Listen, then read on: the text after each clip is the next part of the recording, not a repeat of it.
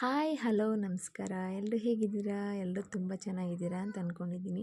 ನಾನು ನಿಮ್ಮ ಪ್ರೀತಿಯ ಕೀರ್ತಿ ಸಿದ್ದು ವಿಡಿಯೋಯಿಂದ ಮಾತಾಡ್ತಾ ಇದ್ದೀನಿ. ನಾನಿವತ್ತು ತುಂಬ ಸಿಂಪಲ್ಲಾಗಿ ಟೇಸ್ಟಿಯಾಗಿ ಗಸಗಸೆ ಪಾಯಸ ಯಾವ ಥರ ಮಾಡೋದು ಅಂತ ನಿಮಗೆ ತೋರಿಸ್ಕೊಡ್ತೀನಿ. ಅದಕ್ಕೆ ನಾನಿಲ್ಲಿ ಗಸಗಸೆನ ತೊಗೊಂಡಿದ್ದೀನಿ, ಕೊಬ್ಬರಿ ತುರಿನ ತೊಗೊಂಡಿದ್ದೀನಿ. ನೀವು ಕೊಬ್ಬರಿ ತುರಿ ಇಲ್ಲ ಅಂದರೆ ನೀವು ಹಸಿ ಕಾಯಾದರೂ ತೊಗೋಬೋದು. ಅದಕ್ಕೆ ಖರ್ಜೂರ, ಗೋಡಂಬಿ, ಪಂಪ್ಕಿನ್ ಸೀಡು ಮತ್ತು ವಾಟರ್ ಮೆಲನ್ ಸೀಡು, ಏಲಕ್ಕಿ, ಅಕ್ಕಿ, ಕಲ್ಲು ಸಕ್ಕರೆ, ಹುರ್ಗಡ್ಲೆ ಇಷ್ಟನ್ನು ತೊಗೊಂಡಿದ್ದೀನಿ ನಾನು. ನೀವು ಕಲ್ಲು ಸಕ್ಕರೆ ಇಲ್ಲಿ ಬೇಡ ಅಂದರೆ ನೀವು ಬೆಲ್ಲ ಕೂಡ ಹಾಕ್ಕೊಬೋದು. ಇವಾಗ ಸ್ಟವ್ ಹಚ್ಚಿ ಒಂದು ಪಾತ್ರೆನ ಇಟ್ಟು ಅದಕ್ಕೆ ನಾನು ಗಸಗಸೆನ ಹಾಕಿ ಫ್ರೈ ಮಾಡ್ಕೊತಾ ಇದ್ದೀನಿ. ಆ ಗಸಗಸೆ ಗಮ್ಮನ ಥರ ಅಥವಾ ಚಿಟಪಟ ಅಂತ ಸಿಡಿಯೋ ಥರ ಆದರೆ ಸಾಕು. ಇವಾಗ ನಾನು ಗೋಡಂಬಿ ಬಾದಾಮಿನೂ ಕೂಡ ಹಾಕಿ ಫ್ರೈ ಮಾಡ್ಕೊತಾ ಇದ್ದೀನಿ. ಇವಾಗ ಅದು ಫ್ರೈ ಮಾಡ್ಕೊಂಡಿದ್ದಾಗಿದೆ. ಇವಾಗ ಅದಕ್ಕೆ ನಾನು 1-2 ಸ್ಪೂನಷ್ಟು ಹುರ್ಗಡ್ಲೆನ ಹಾಕ್ಕೊತಾ ಇದ್ದೀನಿ. ಹುರ್ಗಡ್ಲೆ ಹಾಕೋದ್ರಿಂದ ಪಾಯಸ ತಿಕ್ನೆಸ್ ತುಂಬ ಚೆನ್ನಾಗಿ ಬರುತ್ತೆ, ಟೇಸ್ಟು ಕೂಡ ತುಂಬ ಚೆನ್ನಾಗಿರುತ್ತೆ. ಅದಕ್ಕೋಸ್ಕರ ಇವಾಗ ಹುರ್ಗಡ್ಲೆನ ಹುರ್ಕೊಂಡಾಗಿದೆ. ಅದಕ್ಕೆ ನಾನು ಪಂಪ್ಕಿನ್ ಸೀಡ್ ಮತ್ತು ವಾಟರ್ ಮೆಲನ್ ಸೀಡ್ಸನ್ನು ನಾನು ಆ್ಯಡ್ ಮಾಡ್ಕೊತಾ ಇದ್ದೀನಿ. ಇದನ್ನು ಹಾಕೋದ್ರಿಂದ ಪಾಯಸ ಟೇಸ್ಟ್ ಕೊಡುತ್ತೆ ಅಂತ ಹಾಕ್ತಾ ಇರೋದು. ನೀವು ಬೇಡ ಅಂದರೆ ಇದನ್ನು ಸ್ಕಿಪ್ ಮಾಡ್ಕೋಬೋದು. ಇವಾಗ ಅದನ್ನು ಕೂಡ ನಾನು ಫ್ರೈ ಮಾಡಿಕೊಂಡು ಒಂದು ಪ್ಲೇಟ್ಗೆ ಟ್ರಾನ್ಸ್ಫರ್ ಮಾಡ್ಕೊತೀನಿ ಅದನ್ನು.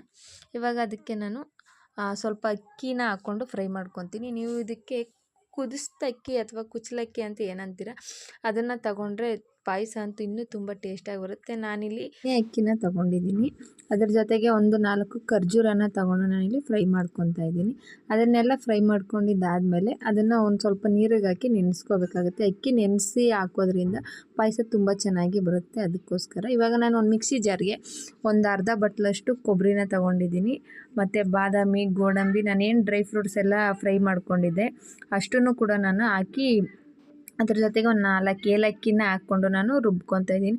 ಅಕ್ಕಿನ ನಾನು ಕೊನೆಯಲ್ಲಿ ಹಾಕಿ ರುಬ್ಕೊಡ್ತೀನಿ. ಏನಕ್ಕಂತಂದರೆ ಅಕ್ಕಿನ ತುಂಬ ನುಣ್ಣಗೆ ರುಬ್ಕೋಬಾರ್ದು, ಪಾಯಸ ಆಗ ಮರಳು ಥರ ಬರೋಲ್ಲ. ಅದಕ್ಕೋಸ್ಕರ ಅದನ್ನು ನಾನು ಕೊನೆಯಲ್ಲಿ ಹಾಕಿ ರುಬ್ಕೊತೀನಿ. 1-2 ರೌಂಡು ತಿರುಗಿಸ್ಕೊಂಡ್ರೆ ಸಾಕಾಗುತ್ತೆ. ಇವಾಗ ಸ್ವಲ್ಪ ನೀರು ಹಾಕಿ ನಾನು ರುಬ್ಕೊಂಡು ಎತ್ತಿಟ್ಕೊತೀನಿ ಅದನ್ನು.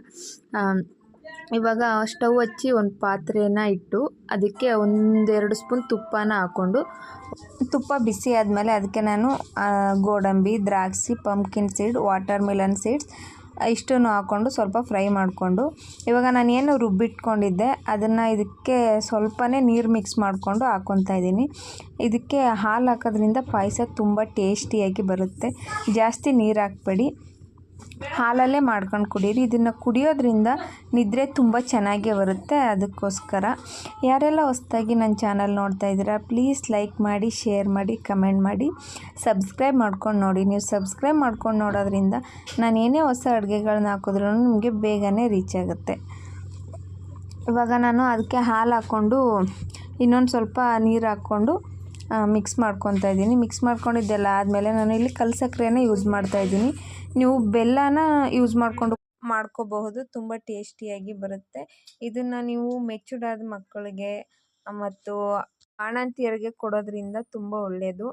ಬಾಣಂತಿಯರಿಗೆ ಯಾಕಪ್ಪ ಅಂದರೆ ಅವ್ರಿಗೆ ಇದನ್ನು ಕುಡಿಸೋದ್ರಿಂದ ಹಾಲು ತುಂಬ ಚೆನ್ನಾಗಿ ಬರುತ್ತೆ. ಮತ್ತು ಇದರಲ್ಲಿ ಕೊಬ್ಬರಿ ಎಲ್ಲ ಹಾಕಿದ್ದೀವಿ ಅಲ್ವಾ, ಆ ಕೊಬ್ಬರಿನ ಬಾಣಂತಿಯರಿಗೆ ಕೊಡೋದ್ರಿಂದ ಅವ್ರಿಗೆ ಸೊಂಟ ಗಟ್ಟಿಯಾಗುತ್ತೆ ಅಂತ ಹಿರಿಯರು ಹೇಳ್ತಾರೆ. ಅದಕ್ಕೋಸ್ಕರ ಇವಾಗ ನೋಡಿ ಅದು ಕುದೀತಾ ಇದೆ. ಇನ್ನೊಂದು 2 ನಿಮಿಷ ಅದನ್ನು ಕುದಿಸಿದ್ರೆ ಪಾಯಸ ರೆಡಿಯಾಗುತ್ತೆ. ಅದು ತುಂಬ ಗಟ್ಟಿಯಾಗೂ ಮಾಡ್ಕೋಬೇಡಿ, ತುಂಬ ತೆಳುವಾಗೂ ಮಾಡ್ಕೋಬೇಡಿ, ನೋಡಿಕೊಂಡು ಮಾಡಿಕೊಂಡ್ರೆ ಸರಿ ಹೋಗುತ್ತೆ. ಆದಷ್ಟು ಅದನ್ನು ನೋಡಿ ಈ ರೀತಿ ಕನ್ಸಿಸ್ಟೆನ್ಸಿಲಿ ಮಾಡಿಕೊಂಡ್ರೆ ತುಂಬ ಒಳ್ಳೆಯದು. ಅದು ತಣ್ಣಗಾದಮೇಲೆ ಇನ್ನೂ ಸ್ವಲ್ಪ ಗಟ್ಟಿಯಾಗುತ್ತೆ. ನೋಡಿ ಇವಾಗ ಈ ರೀತಿ ಆಗಿದೆ. ಇವಾಗ ಅದನ್ನು ಸರ್ವ್ ಮಾಡಿಕೊಂಡು ಕುಡೀರಿ. ಇದನ್ನು ಕುಡಿಯೋದ್ರಿಂದ ತುಂಬಾ ಹೆಲ್ತ್ ಬೆನಿಫಿಟ್ ಇದೆ. ಈ ವಿಡಿಯೋನ ನೋಡಿದ್ದಕ್ಕಾಗಿ ನಿಮ್ಮೆಲ್ಲರಿಗೂ ಧನ್ಯವಾದಗಳು.